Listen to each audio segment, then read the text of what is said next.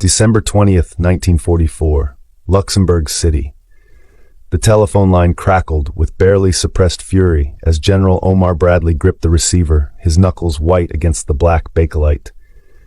Across the wire came Dwight Eisenhower's measured voice, delivering an order that would test their friendship to its breaking point. Two American armies, the 1st and the 9th, were being placed under British command, under Montgomery's command. "By God, Ike, I cannot be responsible to the American people if you do this," Bradley erupted, his Missouri composure finally shattering. "I resign." The Supreme Commander's response came cold and precise. "Brad, I, not you, am responsible to the American people. Your resignation therefore means absolutely nothing." Bradley paused, made one more protest, then fell silent. The humiliation burned deeper than any battlefield defeat. To have his armies, the products of American industry and American blood, handed over to the one British commander who seemed determined to prove American inferiority at every turn. This was more than professional insult. It was a national humiliation, a stark symbol of a partnership strained to its limit. This moment, buried in the chaos of Hitler's Ardennes offensive, crystallized 3 years of mounting American frustration. Bernard L. Montgomery, victor of El Alamein, hero of Britain, had become the most divisive figure in the Allied command structure. But the question that haunted American headquarters from Tunisia to Germany was simpler and more damning. Why did a coalition fighting for survival against Nazi tyranny find itself torn apart not by the enemy, but by the personality of one man? The answer lay not in a single incident, but in an accumulation of moments, decisions, and cultural clashes that began in North African sand and ended in the mud of Northwest Europe. This is the story of how military genius became military burden, how national pride collided with Allied necessity, and how the Americans came to view their most prominent British battlefield commander with emotions ranging from exasperation to something approaching loathing. The unspoken class war. The mathematics of Allied command were deceptively simple, but politically complex. By late 1944, American forces in Europe outnumbered British troops by nearly 2-to-1. American industrial output dwarfed Britain's war-stretched economy, producing more aircraft, tanks, and supplies in a month than Britain could manage in a quarter. The United States was the arsenal of democracy, and its military might was the engine of Allied victory. Yet Field Marshal Bernard Law Montgomery seemed constitutionally incapable of acknowledging these realities or adjusting his behavior accordingly. To American eyes, Montgomery represented everything they had fought a revolution to escape: aristocratic presumption, colonial condescension, and an unshakable belief in British superiority. He was the embodiment of the British establishment that many Americans' ancestors had fled: the patronizing schoolmaster correcting his slower students, the colonial administrator guiding his native charges. His very demeanor, the crisp, precise speech, the carefully maintained aura of unflappable competence, seemed designed to highlight American boorishness and inexperience. But Montgomery was no caricature. He was genuinely brilliant, meticulous in preparation, and careful with his soldiers' lives in ways that endeared him to his troops. His victories were real, his tactical acumen undeniable. British soldiers, battered by early war defeats, had found in Montgomery a commander who won battles while keeping casualty lists manageable. Churchill cherished him. The British public adored him. In a nation exhausted by war, he represented competence and certainty when both were in short supply. None of this mattered to American commanders who found themselves repeatedly sidelined, patronized, and publicly diminished by a field marshal who seemed to view them as enthusiastic amateurs requiring British guidance. The friction began not with grand strategic disputes, but with something far more personal: respect, or the lack thereof. From their first encounters in North Africa through the final victory in Germany, American commanders would discover that Montgomery's treatment of them revealed deep-seated assumptions about American competence, American courage, and American worth that cut deeper than any battlefield disagreement. It was a cultural clash wrapped in military uniform, a collision between an empire in decline and a republic ascendant, fought over maps in command tents and in the pages of the world's newspapers. March 6, 1943, Kasserine Pass, Tunisia. The desert wind carried the acrid smell of burned vehicles and defeat across the Tunisian landscape as Lieutenant General George S. Patton stepped off his plane, arriving to assume command of the battered Second Corps. The scene that greeted him was one of profound demoralization. Young American soldiers, many seeing combat for the first time, had been roughly handled by Rommel's Afrika Korps. Equipment lay scattered across the landscape, some destroyed by enemy fire, much abandoned in a disorderly retreat. The stench of failure was palpable. 20 days earlier, German forces under Field Marshal Erwin Rommel had savaged American units in their first major engagement with veteran Wehrmacht troops. The defeat had been comprehensive, humiliating, and brutally instructive. What greeted Patton was not merely a demoralized command, but a British command structure that viewed American forces as unreliable auxiliaries, requiring careful supervision and constant tutoring. General Sir Harold Alexander, the new British commander of 18th Army Group overseeing all Allied ground forces in Tunisia, had drafted a report on American combat performance that read like an indictment. American commanders lacked experience. American troops lacked discipline. American units required extensive British oversight before they could be trusted with significant responsibilities. The report circulated through Allied headquarters with the speed of gossip, its conclusions becoming accepted wisdom before American commanders even knew of its existence, creating a prejudgment that would be nearly impossible to overturn. The report was not entirely unfair. Kasserine Pass had exposed genuine and painful deficiencies in American leadership, tactics, and combined arms coordination. But Alexander's response went beyond corrective criticism. In his view, Second Corps should be assigned supporting roles while British forces executed the primary attacks. American forces would learn their trade under British tutelage, proving themselves worthy of greater responsibility through demonstrated competence. It was a stance that ignored the political reality of the alliance and the pride of a nation that had raised a massive army from scratch. Patton understood immediately what was at stake. This was not merely about defeating Rommel. It was about proving that American arms could stand alongside their British counterparts as equals. His diary entries from this period documented British presumption and his determination to prove American worth through aggressive action. "We shall show these British gentlemen that American soldiers can fight as well as any in the world," he wrote on March 8th, "and American generals can lead them." Montgomery, commanding the British 8th Army approaching Tunisia from the east, embodied the British assumptions Patton resented. The victor of El Alamein carried himself with the confidence of a commander who had reversed Britain's fortunes in the desert. He had driven Rommel across North Africa through methodical, carefully prepared operations that emphasized overwhelming material superiority rather than tactical flair. His soldiers trusted him because he won without wasting their lives unnecessarily. But his manner suggested that he alone understood modern warfare, and that others, particularly Americans, had much to learn. His was a doctrine of minimal risk, a stark contrast to the American philosophy of aggressive pursuit. Alexander's operational plan for the final Tunisia campaign reflected these assumptions. Montgomery's 8th Army would deliver the primary blow against the Mareth Line, the Axis fortifications in southern Tunisia. Patton's Second Corps would conduct supporting attacks, drawing German attention away from Montgomery's main effort. The Americans would serve as Montgomery's shield, while the British won the glory of breaking through to Tunis. The plan had military logic.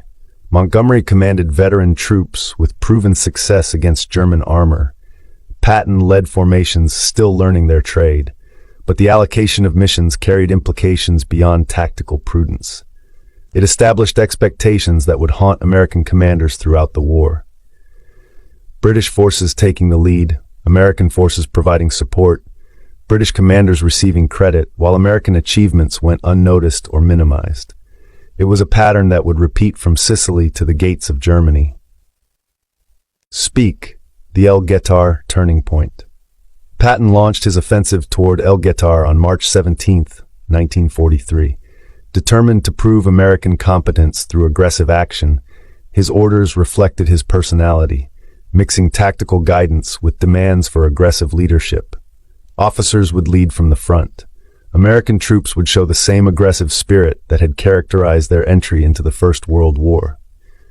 Whatever the cost, the two corps would demonstrate that it deserved to be treated as a combat force rather than occupation troops. It was a test of national character as much as military capability. The Battle of El Guitar provided vindication. On March 23rd, 50 German tanks of the 10th Panzer Division emerged from mountain passes into the valley, executing a dawn attack designed to shatter American defenses. What followed shocked the German commanders. American artillery, emplaced with careful attention to overlapping fields of fire, unleashed devastating concentrations on the advancing armor.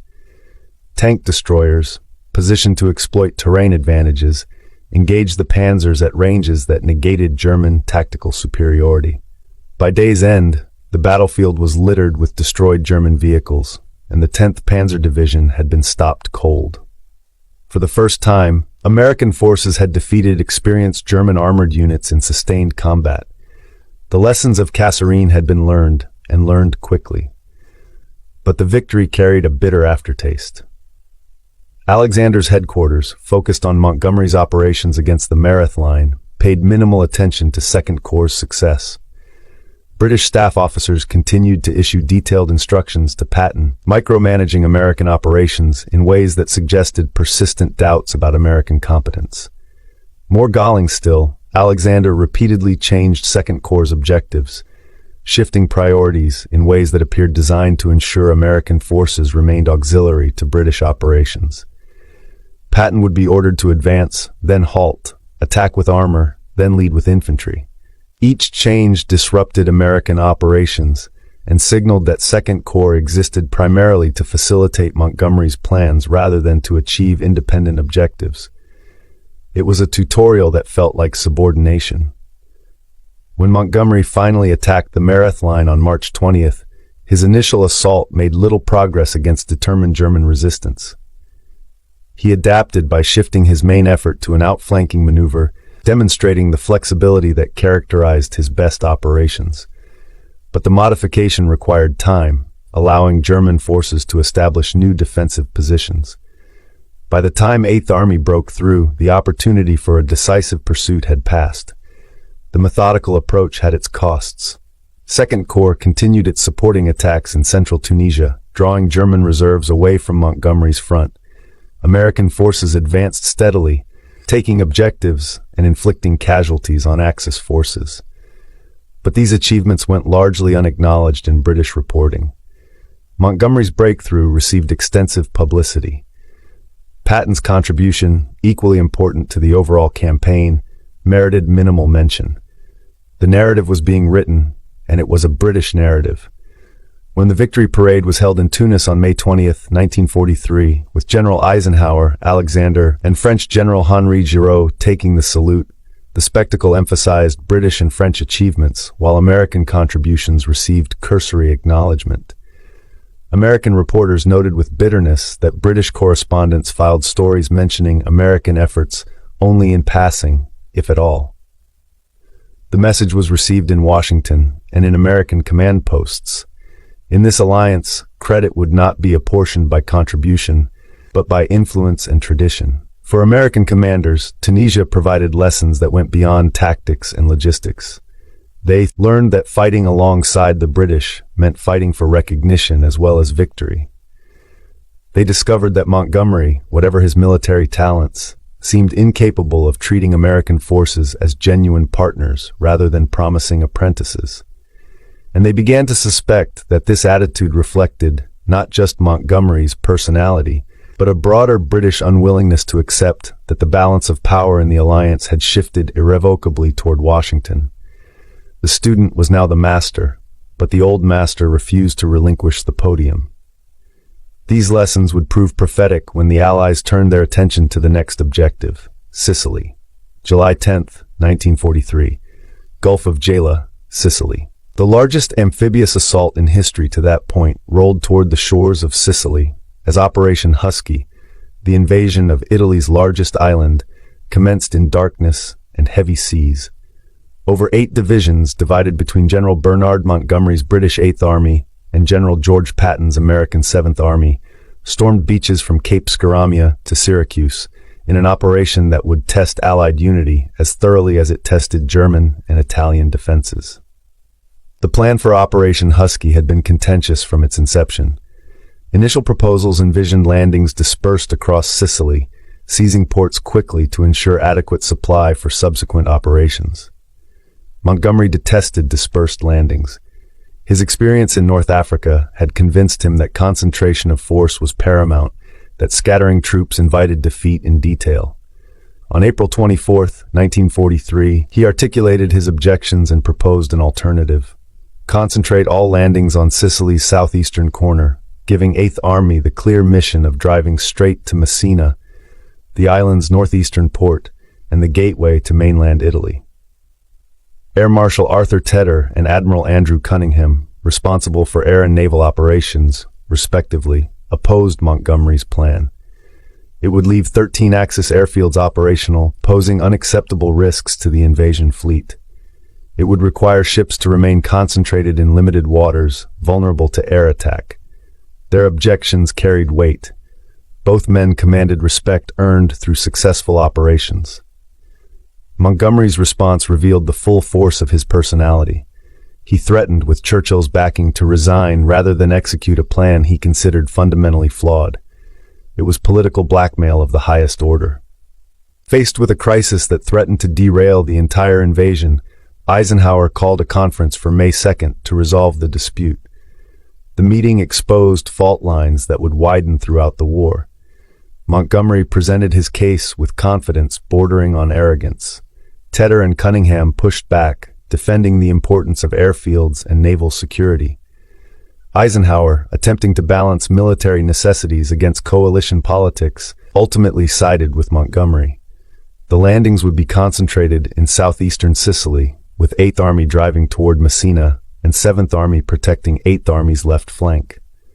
Once again, British operational preferences had overruled broader Allied concerns. For Patton, reading the final plan in North Africa while preparing his command for invasion, the implications were unmistakable. 7th Army would play a supporting role.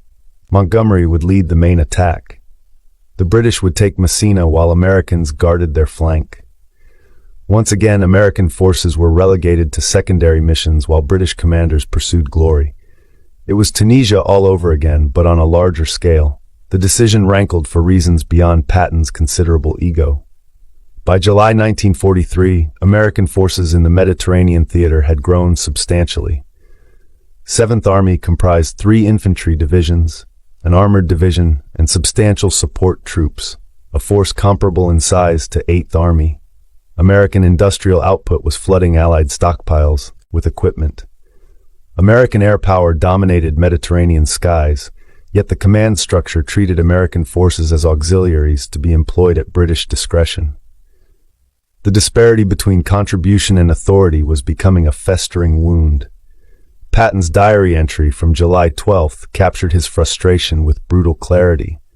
Alexander and his entirely British staff had visited 7th Army headquarters to present the operational plan, a plan that, in Patton's view, cut Americans off from any possibility of taking Messina. He noted bitterly that Alexander, commanding British and American armies, arrived with no American officers on his staff. "What fools we are," Patton wrote, recognizing that American political leaders had accepted a command arrangement that guaranteed American marginalization. The alliance, it seemed, had a senior and a junior partner, and the Americans were it. The race that changed everything. The landings themselves went reasonably well, despite chaotic airborne operations that saw British and American paratroopers scattered across the countryside, many drowning when their gliders crashed into the Mediterranean. By dawn on July 10th, both armies had secured their beachheads and were pushing inland. Initial resistance from Italian coastal divisions crumbled quickly. German counterattacks against Gela Beach, where Patton's forces landed, were defeated with the assistance of naval gunfire and determined fighting by the 1st Infantry Division. Montgomery, confident that Axis resistance would collapse before methodical British pressure, signaled Alexander that the route to Messina lay open. His Eighth Army would drive straight up the eastern coast. Patton's Seventh Army should hold defensively, protecting Eighth Army's flank while Montgomery pursued what he assumed would be a demoralized enemy. The order was not a suggestion, but an expectation of compliance. The signal revealed Montgomery's assumptions. British forces would deliver the knockout blow. American forces would provide security. Reality intruded swiftly. German forces, far from collapsing, established strong defensive positions, exploiting Sicily's mountainous terrain. Eighth Army's advance bogged down south of Catania, where German paratroopers held positions that channelized British attacks into killing zones. Montgomery's methodical approach, so effective in the desert, struggled against defenders who could concentrate forces on narrow fronts and fight from prepared positions. The master of the desert was finding the mountains of Sicily less accommodating. On July 12th, as Eighth Army's advance stalled, Montgomery sent a signal to Alexander that would define Anglo-American relations for the remainder of the war. He proposed that Eighth Army expand its operational area westward, effectively commandeering a key road assigned to Seventh Army. The expanded frontage would allow him to outflank German positions, blocking his advance. American forces should, he suggested, halt and defend while Eighth Army executed the offensive that would cut Sicily in half. The signal's tone was as significant as its content. Montgomery did not request Alexander's approval. He informed Alexander of his intentions and suggested that American forces adjust accordingly. The presumption was staggering. Montgomery was proposing to appropriate American operational areas, relegate American forces to static defense, and execute a strategy that ensured British forces alone would gain credit for Sicily's conquest. It was the height of professional arrogance. Alexander, whose admiration for Montgomery outweighed his confidence in American commanders, agreed. On July 13th, he issued an order assigning Montgomery the disputed road and instructing Patton to hold defensively while Eighth Army advanced. For the American commanders reading the order, the message was unmistakable. British preferences would determine Allied strategy, regardless of American contributions or capabilities. The alliance was not a partnership of equals. Patton's initial response demonstrated the political constraints that frustrated American commanders throughout the war. Despite his fury, expressed in diary entries comparing Montgomery to an arrogant prima donna and Alexander to an incompetent sycophant, Patton formally accepted the order without protest. He understood that Eisenhower, commanding Allied forces in the Mediterranean, could not afford open revolt by subordinate commanders. Coalition warfare required compromise and accommodation, even when compromise meant swallowing justified anger. But Patton was not a man to swallow his pride for long. But Patton had no intention of allowing Seventh Army to sit idle while Montgomery pursued victory. If Alexander would not assign Americans a primary mission, Patton would create one. He flew to Alexander's headquarters on July 17th, carrying a map and a proposal. Rather than defend passively, Seventh Army would drive northwest toward Palermo, Sicily's capital and principal port. The operation would cut the island in half, trap Italian forces in western Sicily, and secure port facilities that would ease American supply difficulties. It was a masterstroke of insubordination disguised as initiative. Alexander, perhaps surprised by Patton's initiative, or simply relieved to see American aggression directed away from Montgomery's operations, approved. The decision fundamentally altered the Sicily campaign. Rather than a single British advance up the east coast, supported by American defensive operations, the Allies would now conduct two separate drives.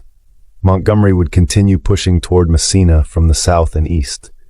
Patton would race to Palermo, then turn east and drive toward Messina along Sicily's northern coast. The competition was now official. What began as a strategic adjustment rapidly became a personal competition. Patton, determined to prove American capabilities and reach Messina before Montgomery, drove his command with characteristic intensity.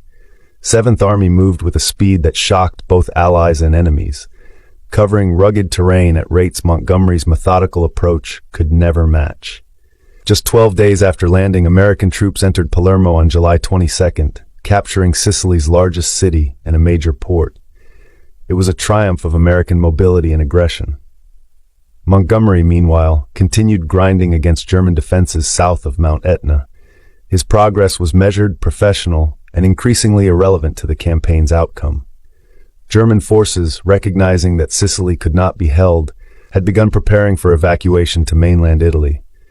The question was no longer whether the Allies would conquer Sicily, but which Allied army would reach Messina first and claim the symbolic victory. The race was on, and it was about more than just territory. The race to Messina revealed character as much as capability. Patton pushed 7th Army to the limits of endurance, demanding relentless advance regardless of obstacles or casualties. His corps commanders, accustomed to his style, drove their divisions hard. American engineers repaired roads and bridges with remarkable speed. American infantry marched through heat and mountainous terrain at paces that left support units struggling to keep pace. It was a display of raw, unleashed power. Montgomery's 8th Army, facing stronger opposition on more difficult terrain, advanced methodically. British commanders, trained to minimize casualties and husband resources, refused to risk disasters in pursuit of speed. The contrast illustrated fundamental differences in American and British military cultures. Americans with vast manpower reserves and industrial capacity could afford tactical risks and heavy casualties. The British, fighting since 1939 with dwindling manpower and an exhausted economy, could not. One army could spend lives to save time. The other had to spend time to save lives. But the race was also personal. Montgomery's public statements and private correspondence revealed that he considered 8th Army's mission more important and more difficult than 7th Army's operations. American success in reaching Palermo, from Montgomery's perspective, demonstrated nothing significant. Patton had faced weak Italian opposition in secondary terrain. 8th Army confronted veteran German troops in positions that favored defense. The comparison Montgomery implied was meaningless, but it revealed his core belief. British endeavors were inherently more worthy. American commanders saw Montgomery's dismissal of their achievements as characteristic British condescension. They had heard similar assessments in Tunisia. American successes were minimized. American difficulties explained by inexperience. American commanders patronized as enthusiastic but untutored. This attitude suggested that British respect for American arms was purely conditional, extended only when American forces operated under British command guidance and for British objectives. Earning respect seemed a futile endeavor. On August 17, 1943, elements of Patton's 3rd Infantry Division entered Messina several hours before British forces arrived. 7th Army had won the race, but the victory was hollow in ways that reflected the toxic state of Allied command relationships. Montgomery's public reaction combined graciousness with subtle dismissal. He congratulated Patton while emphasizing the difficulties 8th Army had faced and implying that terrain rather than competence explained outcomes. British press coverage reflected Montgomery's framing. Reports celebrated 8th Army's fighting against the Germans, while treating 7th Army's advance as a sideshow against inferior opposition. American achievements were acknowledged but diminished, presented as complementary to rather than equal with British operations. For American commanders reading these accounts, the message was clear. British narratives would always center British achievements regardless of objective evidence. The truth would be shaped not by events, but by national interest and command vanity. The poison deepens. The Sicily campaign left scars that would never fully heal. American commanders had demonstrated that their forces could match British troops in operational tempo and combat effectiveness, but recognition from their British counterparts remained grudging and conditional. Montgomery, in particular, seemed constitutionally unable to acknowledge that American commanders might possess skills comparable to his own, or that American forces might deserve credit commensurate with their contributions. His was a world of natural hierarchies, and in that world, Americans belonged a rung below. 2 incidents during the Sicily campaign further poisoned relationships. On August 3rd, and again on August 10th, Patton slapped hospitalized soldiers he accused of cowardice, triggering a scandal that would haunt his career. When word reached Montgomery, his response was coldly dismissive. Patton's behavior confirmed British assumptions about American indiscipline and emotionalism. A British commander, Montgomery suggested, would never lose control in such fashion. The incident became a cultural marker, a symbol of everything the British believed was wrong with American military culture. The second incident involved a young British Lieutenant Montgomery, sent to Patton's headquarters as liaison officer. The lieutenant arrived with a suitcase tied with string, a shabby appearance that enraged Patton. Earlier, Patton had sent Montgomery a full liaison team, including a colonel, a major, and a complete communications section. In exchange, Montgomery had dispatched a single junior officer with inadequate equipment. Patton sent the lieutenant back with a note explaining that he could not permit boys in his headquarters. The incident was minor, almost comical, but it captured the casual disrespect that characterized Montgomery's treatment of American counterparts. Patton commanded an army equal in size to Montgomery's 8th Army. He deserved, by any standard of professional courtesy, liaison officers of appropriate rank and competence. Montgomery's failure to provide them suggested that he viewed 7th Army as subordinate, regardless of official command relationships. It was a snub, deliberate or not, that resonated through American headquarters. As Allied planners turned their attention to the invasion of Italy and eventually to Operation Overlord, the cross-channel invasion of France, one fact had become indisputable. Bernard Montgomery viewed himself as the preeminent Allied battlefield commander and expected deference from American subordinates accordingly.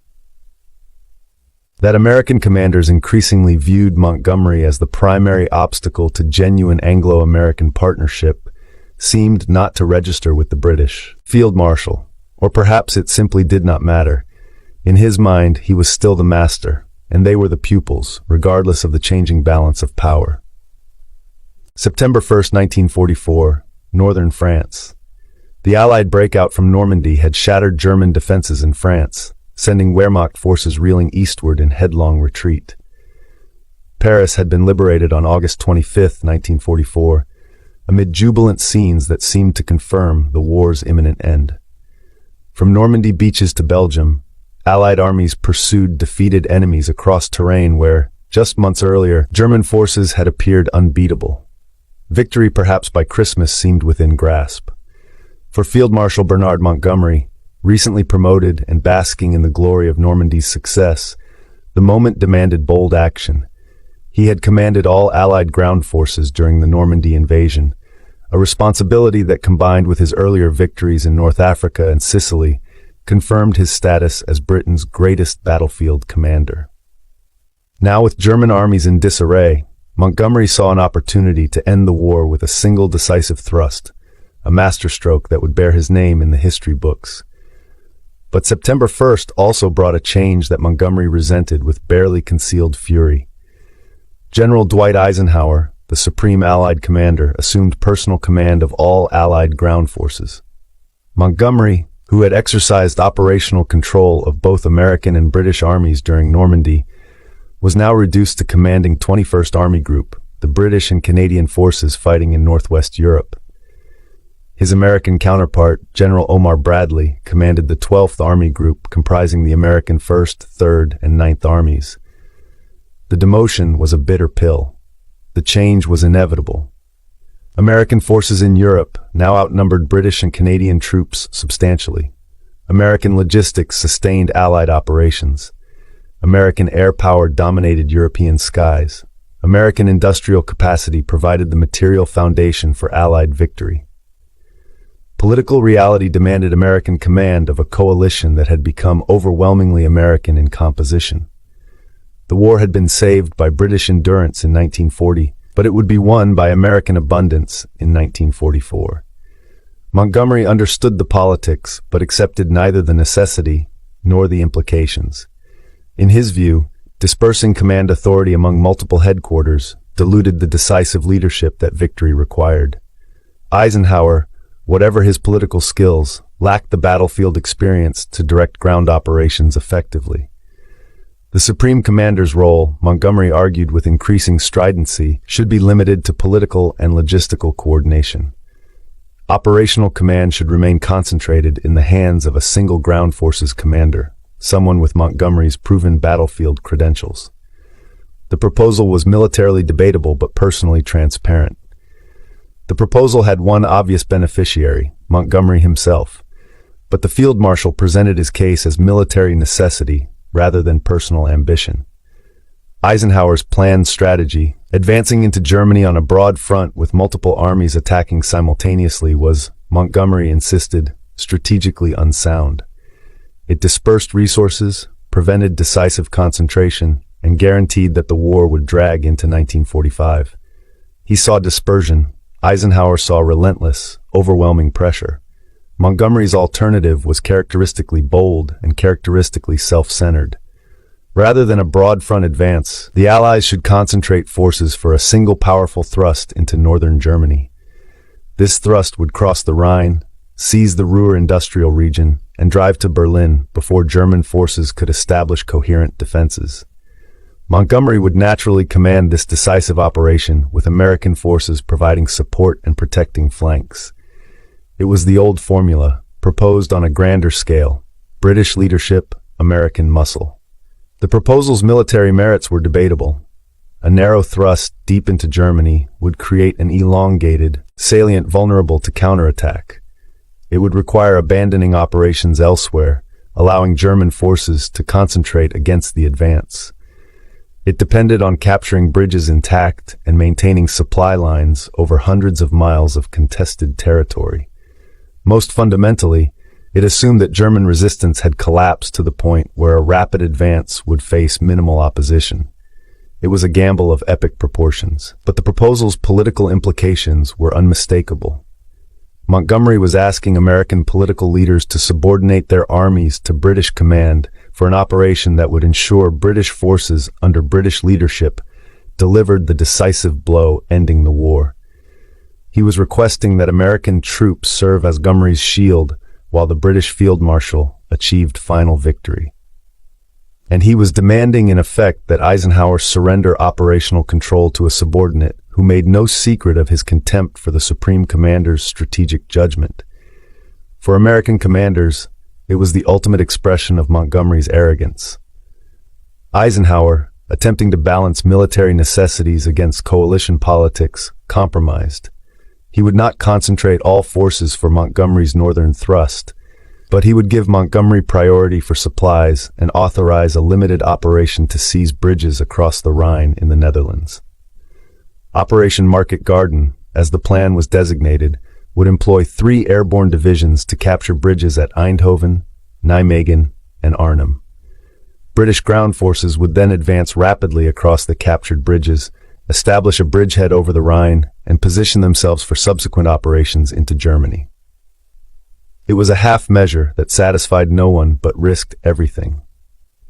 For American commanders, particularly Bradley and Patton, Montgomery's latest scheme confirmed their worst suspicions. The field marshal was once again attempting to relegate American forces to supporting roles while British troops pursued glory. He was demanding supplies that might otherwise sustain American advances in central France. And he was proposing an operation whose risks seemed wildly disproportionate to potential gains. Their frustration was a powder keg waiting for a spark. Patton, commanding Third Army driving toward Germany through eastern France, exploded when he learned that fuel allocations were being shifted to Montgomery. His army had demonstrated during August that aggressive American operations could advance faster and further than cautious British movements. Third Army was approaching the German border and the Rhine River. Yet Eisenhower was halting American operations to resource a British field marshal whose track record suggested methodical caution rather than operational boldness. To Patton, it was strategic insanity. Bradley, normally more diplomatic than Patton, shared his subordinates' frustration. Montgomery requested resources, threatened dire consequences if denied, and received priority regardless of American needs or achievements. The politics of coalition warfare, Bradley recognized, guaranteed that British demands would receive sympathetic hearings, even as American forces provided the bulk of Allied combat power. The tail, it seemed, was wagging the dog. September 17, 1944, the Netherlands. Operation Market Garden commenced with the largest airborne operation in history. Over 35,000 American and British paratroopers dropped from transport aircraft and glided into Dutch fields, tasked with seizing bridges before German forces could destroy them. British ground forces led by XXX Corps began advancing north along a single highway, racing to relieve airborne units before German counterattacks overwhelmed them. The plan was audacious, complex, and dangerously reliant on everything going right. The operation failed comprehensively. Intelligence had detected German armor units near Arnhem, the northernmost objective, but these warnings were dismissed. Airborne forces landed too far from their objectives, allowing Germans to organize defense. The single highway became a death trap, with British armor unable to advance quickly or maneuver off roads bordered by marshland. German resistance, far from collapsing, intensified as Wehrmacht commanders recognized the threat and rushed reinforcements to the battle. The Germans, it turned out, could still fight. At Arnhem Bridge, British paratroopers under Lieutenant Colonel John Frost held one end against overwhelming odds for days, expecting relief that never came. XXX Corps, stalled by German counterattacks and unable to bypass destroyed bridges, never reached Arnhem. By September 25th, when the operation was abandoned, over 17,000 Allied troops had been killed, wounded, or captured. The butcher's bill included roughly 6,400 paratroopers who had landed at Arnhem, most now dead or prisoners. It was a catastrophe. The failure was total. The Rhine remained uncrossed. German defenses in the Netherlands solidified. Allied momentum, which in early September had seemed unstoppable, dissipated in Dutch fields and along a highway the British would later call Hell's Highway, and the opportunity to end the war in 1944 evaporated in what would prove to be Montgomery's most catastrophic mistake. The gamble had failed, and the price was paid in blood. American reactions combined vindication with anger. Patton and Bradley had opposed Market Garden, arguing that its risks outweighed potential benefits. They had suggested that resources allocated to Montgomery's scheme would be better employed continuing American advances toward Germany. Their objections had been dismissed, overruled by political necessities and Montgomery's insistent certainty. Now, with Market Garden's failure undeniable, American commanders felt entitled to some satisfaction that events had confirmed their judgment. It was a bitter, hollow feeling. But satisfaction was overwhelmed by fury at Montgomery's response to the disaster. Rather than accepting responsibility for an operation he had conceived, planned, and commanded, Montgomery characterized Market Garden as 90% successful. The bridges at Eindhoven and Nijmegen had been captured. Allied forces had liberated substantial Dutch territory. That Arnhem, the operation's primary objective, had not been secured, was presented as a minor setback in an otherwise triumphant campaign. It was a breathtaking feat of spin. The claim was breathtaking in its dishonesty. Market Garden's purpose was to establish a bridgehead over the Rhine. This had not been achieved. The operation had cost over 17,000 casualties for no strategic gain. Yet Montgomery was declaring victory, rewriting failure as success through sheer force of personality. For American commanders, it was the ultimate confirmation of his character.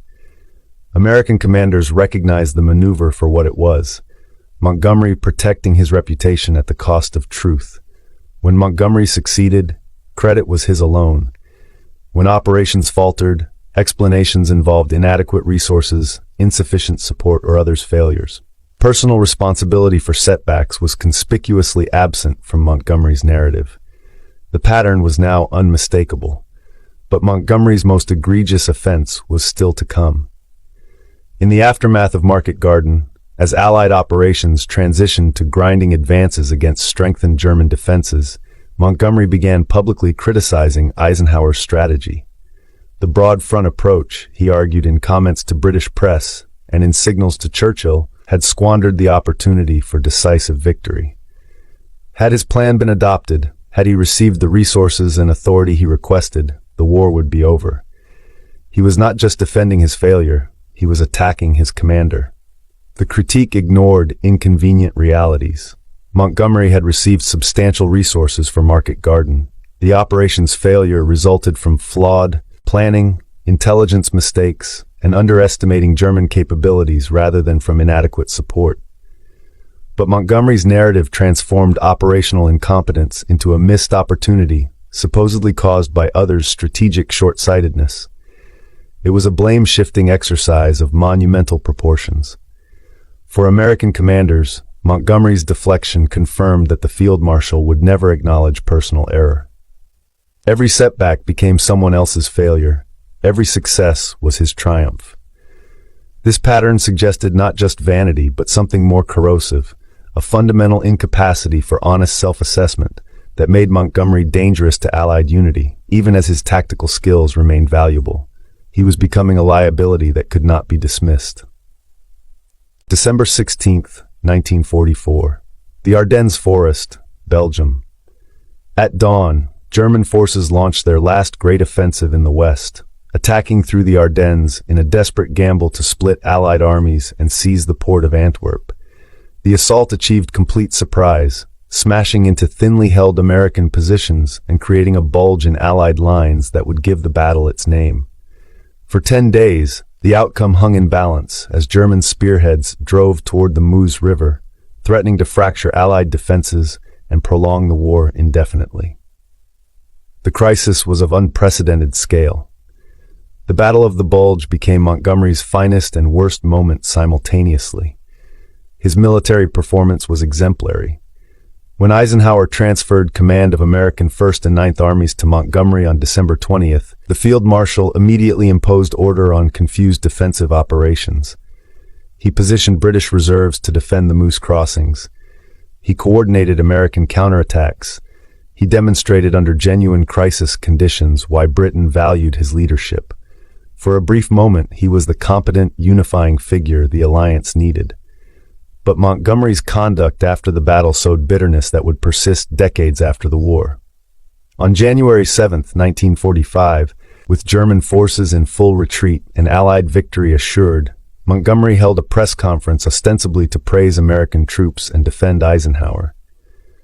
What emerged instead was a masterclass in self-promotion disguised as gracious compliment. It was a public relations disaster of the first order. Montgomery began by praising the American soldiers' fighting qualities, but he quickly pivoted to describing his own actions upon taking command. Actions presented as decisive interventions that saved American forces from disaster. As soon as I saw what was happening, Montgomery explained, I took certain steps myself to ensure that if the Germans got to the Meuse, they would certainly not get over that river. He continued, describing how he had tidied up the battlefield, how he had thought ahead, how he had ensured balanced dispositions. The battle, Montgomery concluded, had been most interesting, possibly one of the most interesting and tricky battles he had ever handled. Throughout the recitation, British actions were highlighted, Montgomery's brilliance emphasized, and American commanders conspicuously absent from the narrative. It was a performance of stunning insensitivity. The performance was calculated insult disguised as compliment. Montgomery praised American soldiers while implying they had been saved by his superior leadership. He credited American courage while suggesting that American commanders had been overwhelmed by events until British professionalism imposed order. And he characterized a desperate defensive battle won primarily by American units like the 101st Airborne at Bastogne and by Patton's rapid counterattack from the south as a Montgomery triumph. It was historical theft in real time. American reaction was explosive. Bradley, reading press reports of the conference, felt profound betrayal. Montgomery had commanded 2 American armies for barely 3 weeks. Those armies had fought magnificently, holding against overwhelming odds until German offensive momentum exhausted itself. Patton's Third Army had executed a brilliant counterattack, pivoting 90 degrees in winter conditions to relieve Bastogne. American soldiers had paid in blood to defeat Hitler's final gamble. Yet Montgomery's narrative minimized American contributions and elevated his own role to central importance. The injustice was galling. This was not merely vanity. It was historical theft, an attempt to rewrite American victory as British rescue. And it was, American commanders recognized, Montgomery's authentic view of events. He genuinely believed that his intervention had saved American forces. He saw nothing inappropriate in claiming credit for a battle won overwhelmingly by troops he had commanded for less than a month. His ego had completely divorced itself from reality. The press conference triggered something close to command crisis. Bradley called Eisenhower furious beyond diplomatic constraint. He could not, he declared, serve under Montgomery. If Eisenhower intended to give the British Field Marshal permanent command of American forces, Bradley would resign. The ultimatum was not idle threat. Bradley, normally the most diplomatically skilled of American commanders, had reached his breaking point. The alliance was cracking at the highest level. Eisenhower, recognizing that Allied unity hung by a thread, attempted to calm Bradley while privately drafting a message to the combined chiefs of staff. In it, he stated plainly that he would request Montgomery's relief unless the field marshal apologized and ceased his public criticisms. The war had been won, Eisenhower implied, but whether the alliance survived victory remained uncertain. The fate of the Western Alliance momentarily rested on Montgomery's capacity for contrition. The crisis was resolved only after intense British pressure forced Montgomery to recognize his error. On January 12th, Montgomery wrote to Eisenhower, expressing regret and acknowledging that his press conference had caused offense. To Bradley, he sent a conciliatory letter praising American troops and expressing gratitude for the honor of commanding them temporarily. The letters were gracious, apparently sincere, and largely irrelevant. The damage was done. The words were too little, too late. American commanders now understood with absolute clarity that Montgomery would never view them as genuine partners. Every operation would be filtered through Montgomery's assessment of how it affected his reputation. Every failure would be explained by insufficient support or others' errors. Every success would be claimed as validation of Montgomery's wisdom. This pattern was fixed, predictable, and intolerable. The trust was gone, replaced by a cold, professional disdain. But more than personality clashes were at stake. By early 1945, the balance of forces in Europe had shifted so decisively toward American predominance that Montgomery's pretensions to battlefield supremacy had become not merely irritating, but operationally counterproductive. American armies comprised over 60 divisions. British and Canadian forces numbered fewer than 20. American logistics sustained Allied operations. American air power dominated European skies. Yet Montgomery continued behaving as though British wisdom must guide American strength. The dissonance was jarring. The contradiction reflected broader tensions in Anglo-American relations. Britain, exhausted by 5 years of war and facing post-war economic collapse, struggled to accept that its global predominance had ended. The United States, emerging as the world's dominant power, was discovering that military might created political responsibilities that American traditions had not prepared it to assume. Montgomery's inability to adjust to these realities made him a symbol of Britain's difficulty accepting diminished status. He was a living relic of a fading world order. Winston Churchill, watching Montgomery's press conference disaster unfold, recognized the danger. He spoke in Parliament on January 18th, carefully calibrating his words to repair Allied relationships. The Battle of the Bulge, Churchill stated clearly, was predominantly an American battle, an American victory, and would be remembered as an ever-famous American triumph.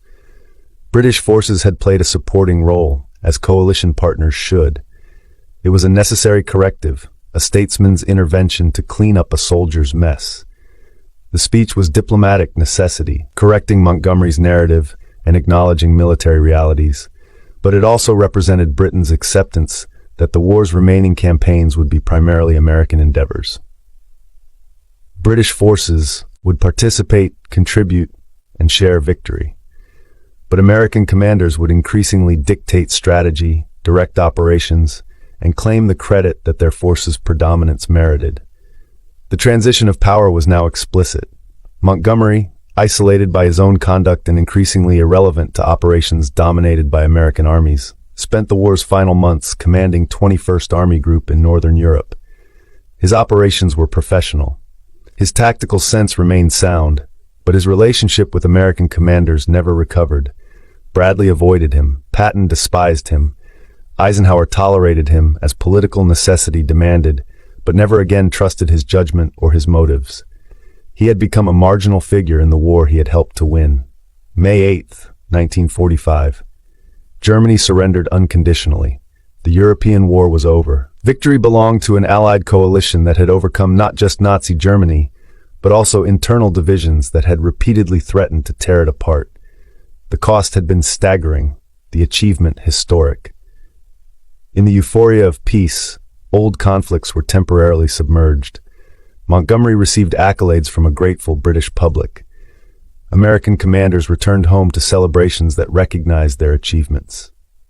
But in memoirs and histories written after the war, the conflicts resurfaced with a vengeance. Montgomery's published recollections appearing in 1958 reignited old controversies by criticizing Eisenhower and implicitly claiming that Montgomery's strategic vision had been superior. Eisenhower, then President of the United States, broke off personal contact, refusing to correspond with a former colleague who seemed determined to refight battles from a vanished war. The wounds had not healed. Bradley's memoir, published in 1951, meticulously documented instances where Montgomery's conduct had undermined Allied operations.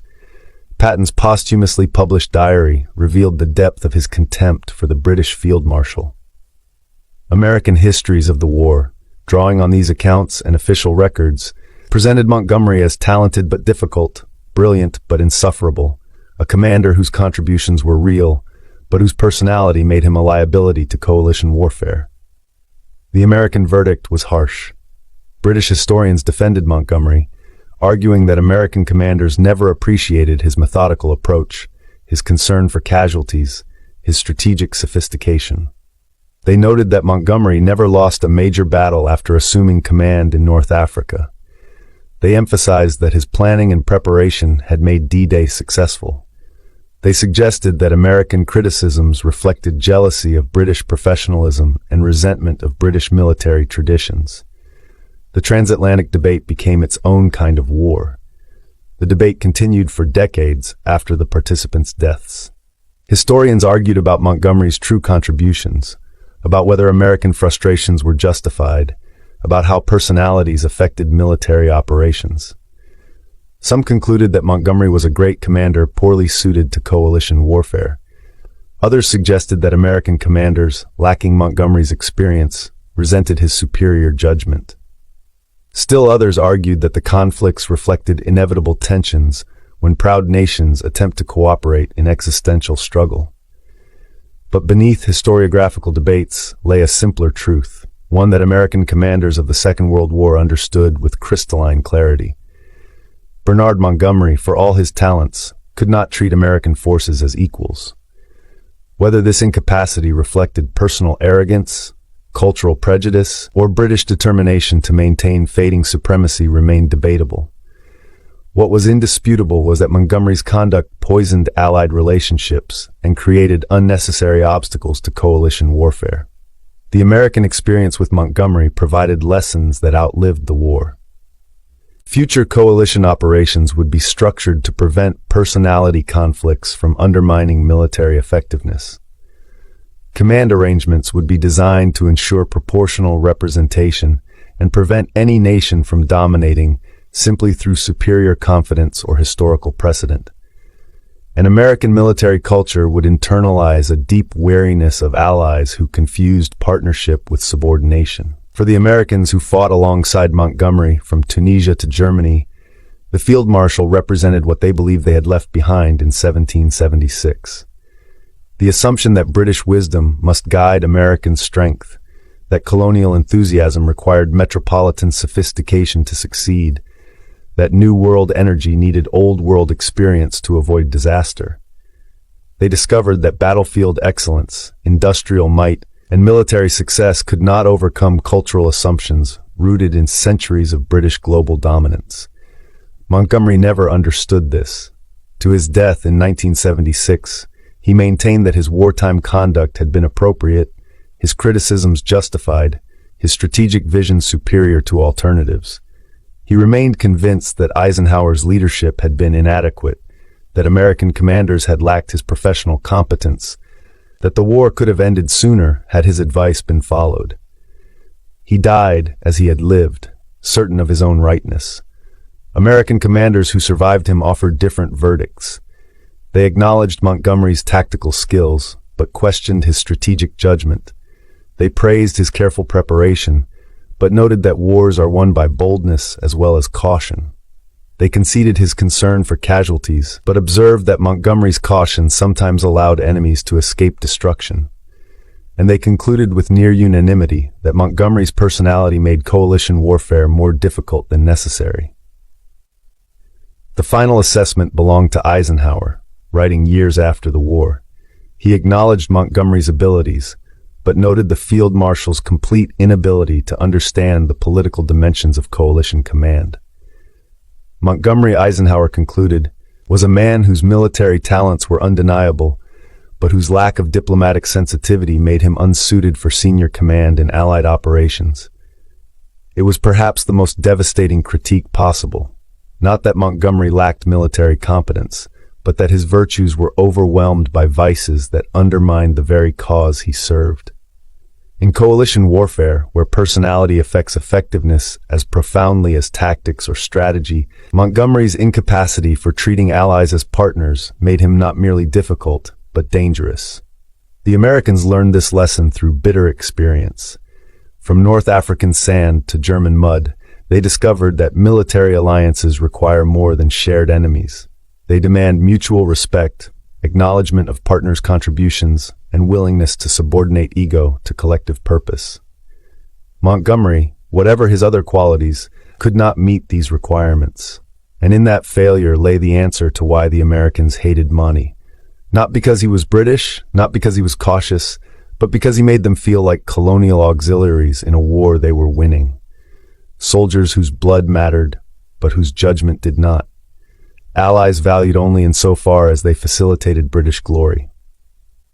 That memory outlasted Montgomery, outlasted the generation that served with him, outlasted even the Cold War alliance that grew from wartime cooperation. It served as a permanent reminder that technical excellence cannot substitute for human respect.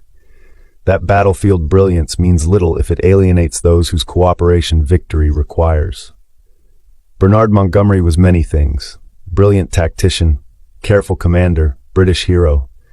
But to the Americans who fought alongside him, he was also a cautionary tale about the limits of military genius, divorced from diplomatic wisdom. The question was never whether Americans recognized Montgomery's talents. They did. The question was whether Montgomery could recognize theirs. He could not. And in that failure of imagination lay the roots of a bitterness that no amount of shared victory could overcome.